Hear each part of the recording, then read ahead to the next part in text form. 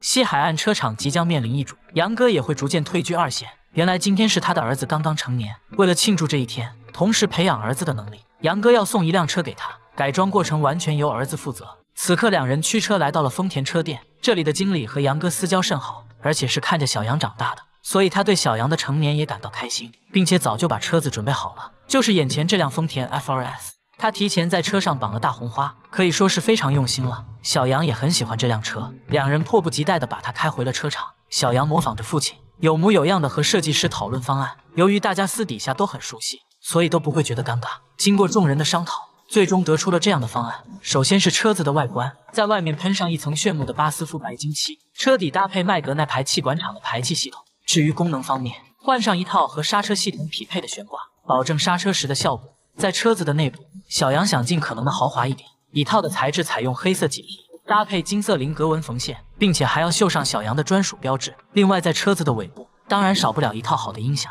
他们选用的是先锋的音响主机，与改装厂自己的产品相结合，打造出符合年轻人张扬性格的产品。至于最后的收尾，车厂会换上定制轮毂和马牌轮胎，这辆为新老大准备的座驾就算彻底完成了。杨哥将儿子的车开到工位上，员工们立刻开始拆车。这次改装的重点在于喷漆，为了让小杨满意，喷漆师傅拿了几个铁板过来，调制了几个白漆进行喷涂。差不多风干之后，叫小杨过来选择。不过除了第一块看起来有点发黄之外，剩下的看起来没什么区别。小杨一时间不知道该怎么选择。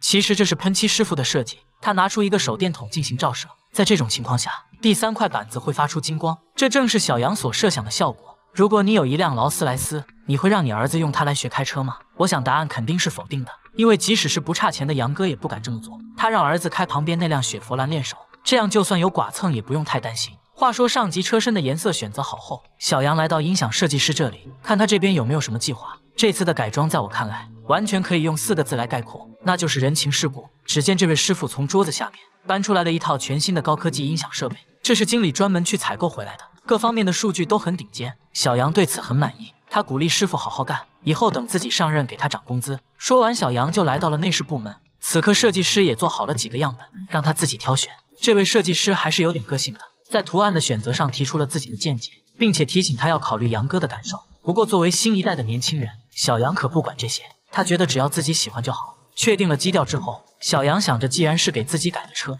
那就一定要自己动手。于是他和设计师一起来拆座椅，两人先把表面的皮革拆掉，然后由小杨来缝制，设计师则在一旁指导。由于并没有涉及到太复杂的步骤，只需要把裁剪好的皮革全部固定到一起就好了。小杨觉得并没有什么难度，所以只缝制了一个就走了。接着他来到音响这边，电工已经做好了准备工作，他邀请小杨一起安装，两人对上面的线路进行调试。虽然这里的线路是隐藏在内部的，但是电工依然不会马虎，他将这些线路整理清楚，最后用绑带进行固定，这样就可以进行安装。此刻电工就像一个大哥哥一样，他耐心指导小杨连接线路，给他讲解各部分的功能和一些注意事项，尽可能增加小杨的参与感。这部分的操作并不复杂，所以两人不到1个小时就完成了。就在这时，车厂来了一位不速之客，他是经理请来的帮手，为的是改善小杨的丰田 FRS 的外观，并制作更酷的空气套件。他们的团队非常了解 FRS， 所以在他来到车厂的时候，顺便就带了一套。两人将它放到车上对比，发现尺寸上完全吻合，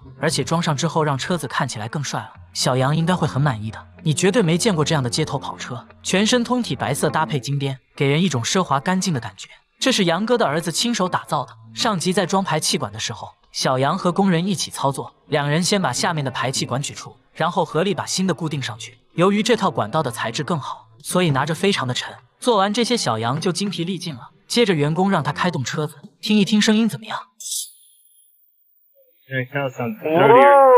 这声音听起来很震撼，小杨迫不及待的想开出去显摆，可惜的是车子还没有完成。两人接着处理空气套件，简单的修饰之后将其装到车上，各部分的贴合都非常完美。从远处看，这辆车充满了攻击性。接下来的一步是更换悬挂系统，新的悬挂是根据 FRS 的特性定制的，内部还搭配了电子模块，结合重力传感器和速度传感器，可以自动调节高度和阻尼力。如果觉得性能不好，还可以自行调节。杨哥对他非常的满意，等下要亲自给儿子安装上去，并且还高调的宣称自己儿子的第1辆车，各方面配件一定要用最好的。这可不是吹牛，杨哥做改装车这么多年，还是有一定实力的。他拿着悬挂来到车子前，两人先把车子架高，然后拆掉上面固定的螺丝。从视频里展示的状况来看，小杨的技术略显生疏，还有待提高。不过因为有杨哥的指导，所以整个过程很顺利。两人用了不到3个小时，就完成了悬挂的更换。接下来终于到了喷漆的时候，工人们将调制好的白漆喷到表面。小杨在一旁学习手法，可没有一会儿他就受不了了，因为漆房里非常的热。